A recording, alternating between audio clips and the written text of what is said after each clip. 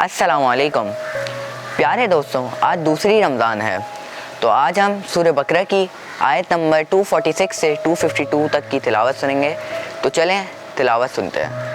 अऊज़ु बिल्लाहि मिनश शैतानिर रजीम। बिस्मिल्लाहिर रहमानिर रहीम। अलम तर इलल मलइ मिन बनी इस्राईल मिन बअदि मूसा इज़ क़ालू लिनबिय्यिन लहुम इब्अथ लना मलिकन नुक़ातिल फ़ी सबीलिल्लाह क़ाल हल असैतुम इन कुतिब अलैकुमुल क़ितालु अल्ला तुक़ातिलू क़ालू वमा लना अल्ला नुक़ातिल फ़ी सबीलिल्लाहि वक़द उख़रिजना मिन दियारिना व अब्नाइना फ़लम्मा कुतिब अलैहिमुल क़ितालु तवल्लव इल्ला क़लीलन मिनहुम वल्लाहु अलीमुम बिज़्ज़ालिमीन। वक़ाल लहुम नबियुहुम इन्नल्लाह क़द बअथ लकुम तालूत मलिका क़ालू अन्ना यकूनु लहुल मुल्कु अलैना वनहनु अहक्कु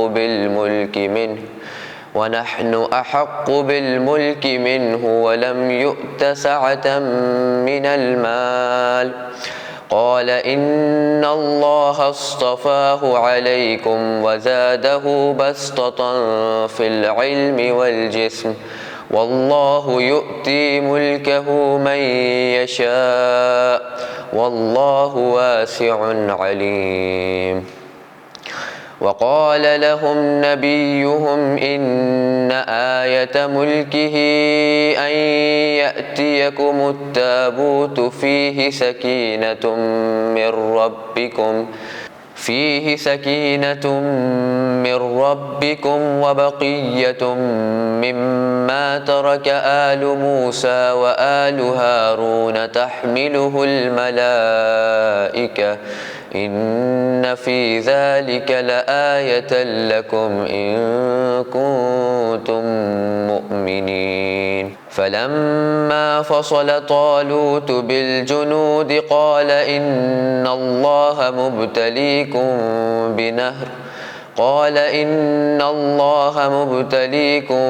बिनहरिन फमन शरिब मिन्हु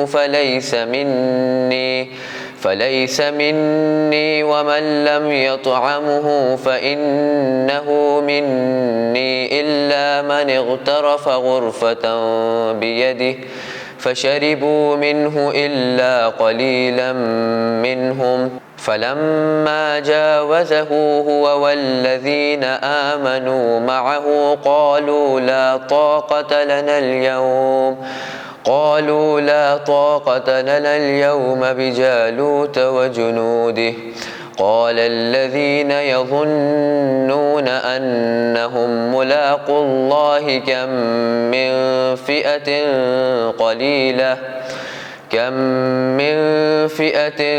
قليلة غلبت فئة كثيرة بإذن الله والله مع الصابرين. ولما برزوا لجالوت وجنوده قالوا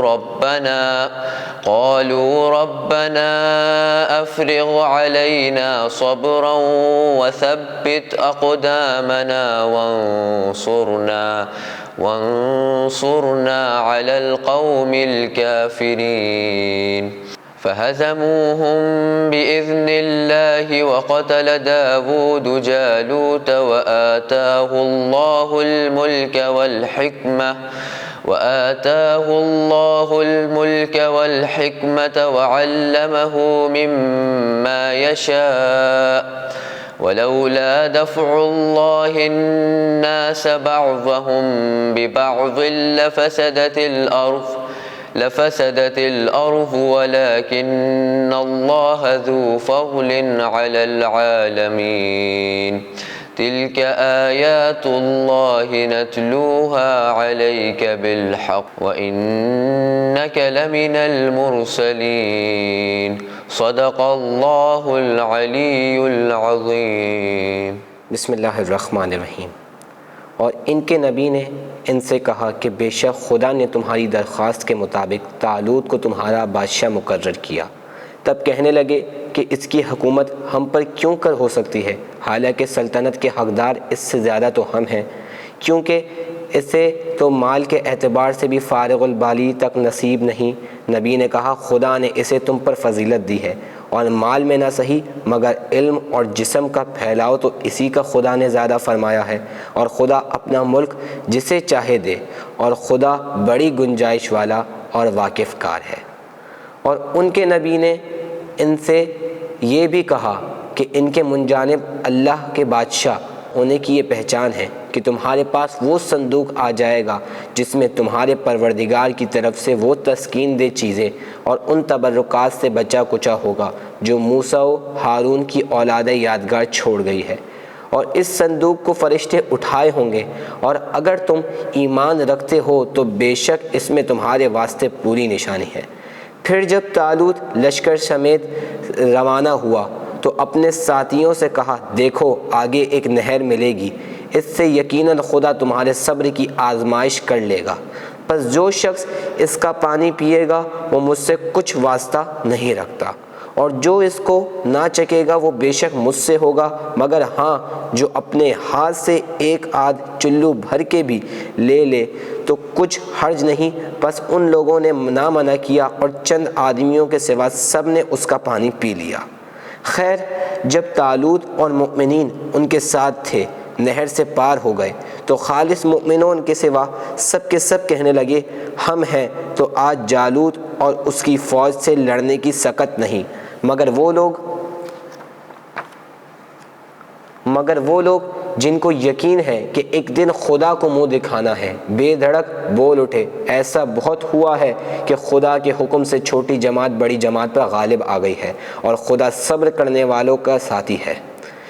جب یہ لوگ جالوت اور اس کی فوج کے مقابلے کو نکلے تو دعا کی اے میرے پروردگار ہمیں صبر عطا فرما اور میدان جنگ میں ہمارے قدم جمائے رکھ اور ہمیں کافروں پر فتح عنایت کر۔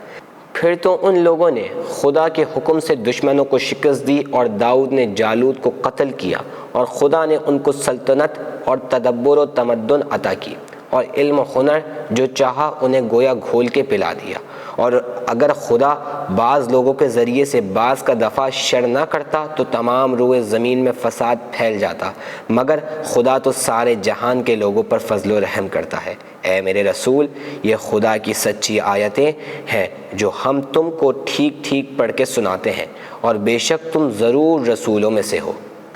آج آپ کے سامنے دوسرے پارے میں سے ایک صفحے کی تلاوت کی گئی ہے۔ اب میں آپ سے کچھ سوالات کروں گا جس کے جوابات آپ کو کامنٹس میں دینے ہوں گے۔ سوال نمبر 1، اللہ نے تمہارے لیے کو حاکم مقرر کیا ہے، ان لوگوں نے کہا یہ کس طرح حکومت کریں گے، ان کے پاس تو نہیں ہے۔ سوال نمبر 2، اس کے بعد جب طالوت علیہ السلام لشکر لے کر چلے تو انہوں نے کہا کہ اب خدا کے ذریعے تمہارا امتحان لینے والا ہے۔ سوال نمبر 3، نتیجہ یہ ہوا کہ ان لوگوں نے کہ لشکر کو شکست دے دی اور داؤد علیہ السلام نے کو قتل کر دیا۔